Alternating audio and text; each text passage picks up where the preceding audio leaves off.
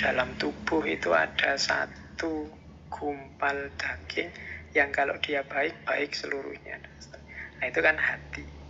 Ini kalau hati ini isinya akhirat, ya berarti orientasinya ke atas, orientasinya vertikal, pada yang ketuhanan, yang ilahi.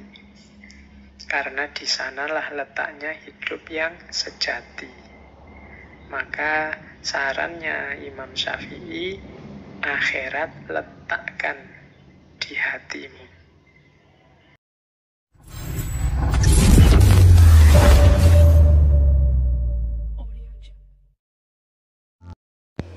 Assalamualaikum warahmatullahi wabarakatuh. Selamat datang di Curahan Kata. Pendapatnya Imam Syafi'i selanjutnya, kalau tadi hubungan dengan manusia, sekarang hubungan dengan Allah.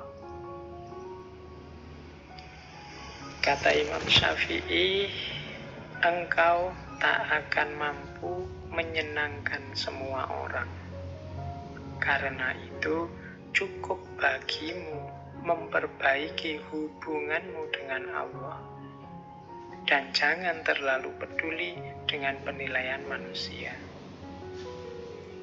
Di antara yang sering menghalangi kita, yang sering menghambat kita saat melakukan yang baik dan yang benar adalah penilaian manusia.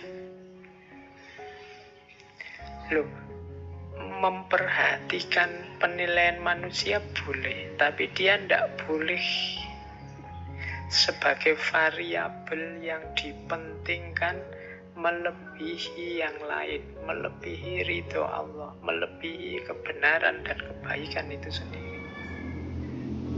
Kalau dalam bahasa nilai, pandangan manusia ini posisikan di level tersier. Kalau bahasa usul fikih mungkin ini levelnya tahsiniyat. Ada ndak apa-apa, ndak ada juga ndak masalah, jangan tergantung itu. Mungkin makomnya hanya makom kepantasan saja. Kalau kita melakukan yang baik dan yang benar, kok dipuji orang, kok orang menilainya juga baik, alhamdulillah. Tapi seandainya tidak dipuji sekalipun, bahkan dibenci, diiri orang, ya biar saja. Yang kita fokusi satu-satunya adalah ridhonya Allah, hubungan kita dengan Allah. Katanya Imam Syafi'i, engkau tidak akan mampu menyenangkan semua orang. Sebaik apapun, seluruh sebenar apapun yang kita lakukan, kita sampaikan, akan selalu ada orang yang tidak senang. Siapa yang punya channelnya YouTube, kalian merasa ini loh yang saya sampaikan ini baik loh, kok masih ada yang jempol ke bawah ya, kok masih ada yang tidak suka ya.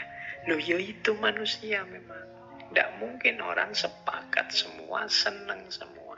Ya seleranya beda-beda.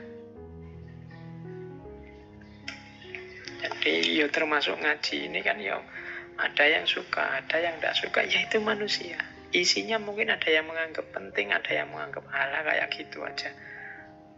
Itulah manusia. Alhamdulillah kalau dapat bonus penilaian manusia yang baik. Tapi kalau tidak masalah. Yang harus kita permasalahkan adalah hubungan kita dengan Allah. Apakah Allah ridho dengan yang saya lakukan ini? Kira-kira Allah berkenan tidak kalau saya ngaji seperti ini? Itu yang pertama-tama itu. Jadi kita bangun hubungan kita dengan Allah pertama-tama dengan cara jangan memposisikan penilaian manusia sebagai yang nomor satu. Terus jadikan akhirat di hatimu, dunia di tanganmu, dan kematian di pelupuk matamu.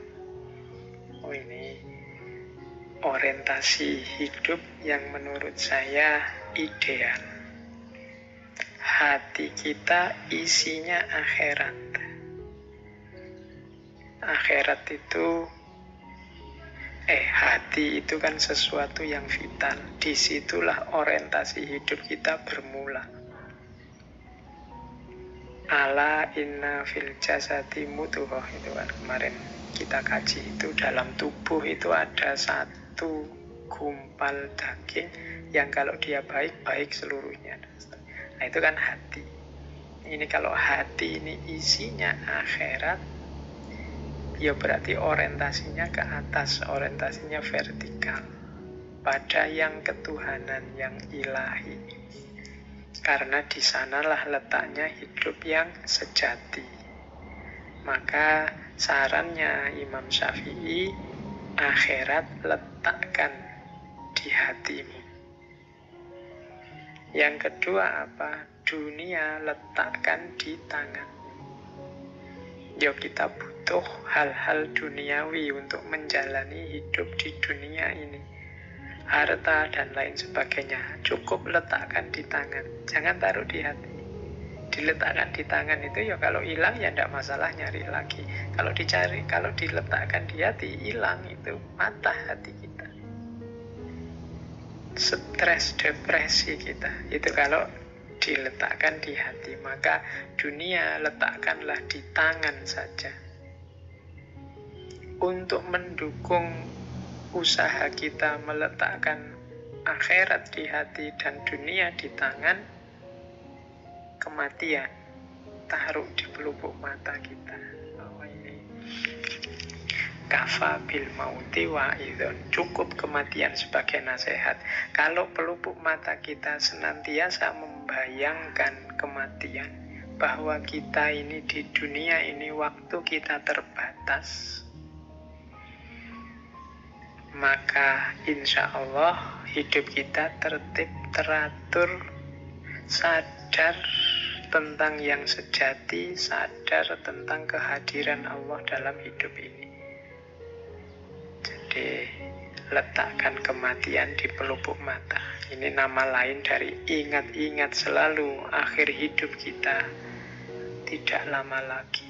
Ingat-ingat selalu bahwa semua orang, tidak hanya yang tua, yang muda juga, yang kecil juga, kalau sudah saatnya akan bertemu dengan kematian. Ini akan membuat hidup kita lebih tertib, lebih serius, mendekat kepada Allah, dan lebih fokus pada hidup akhirat daripada hidup dunia.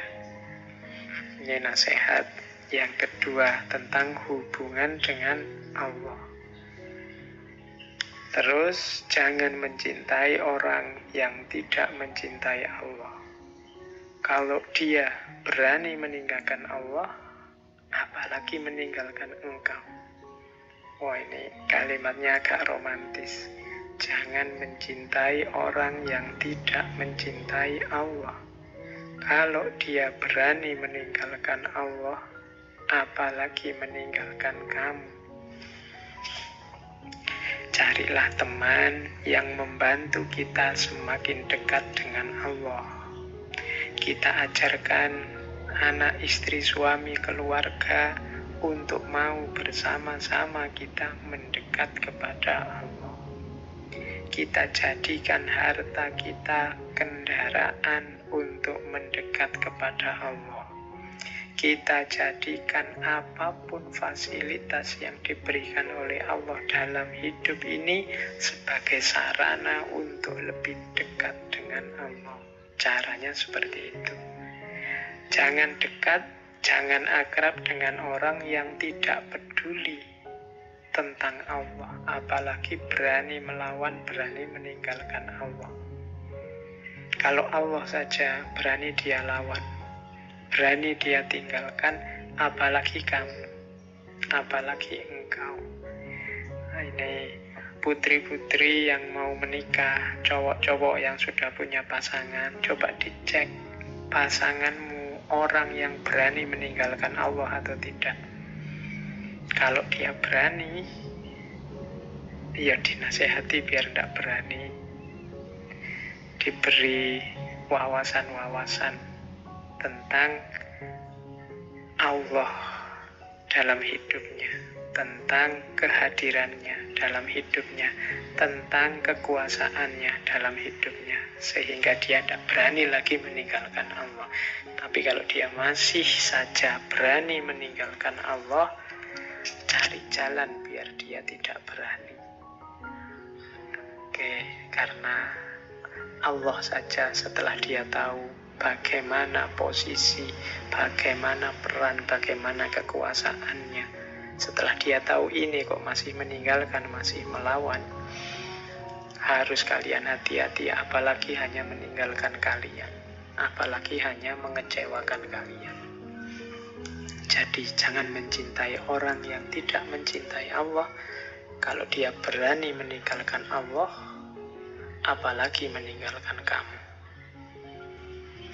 Terus ini, jika semua orang menjauh ketika engkau mendapat kesulitan, maka ketahuilah Allah ingin membuatmu kuat dan Ia akan menjadi penolongmu.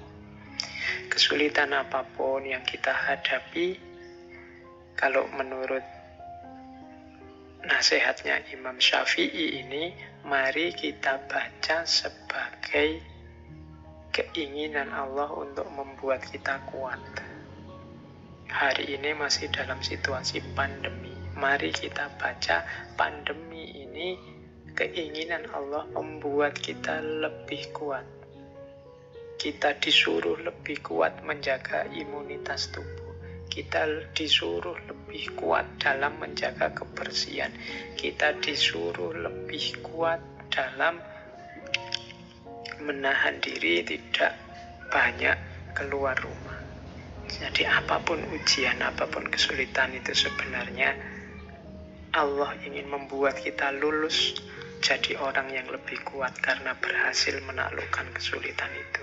Dan jangan lupa, Allah juga nanti yang akan menjadi penolong kita.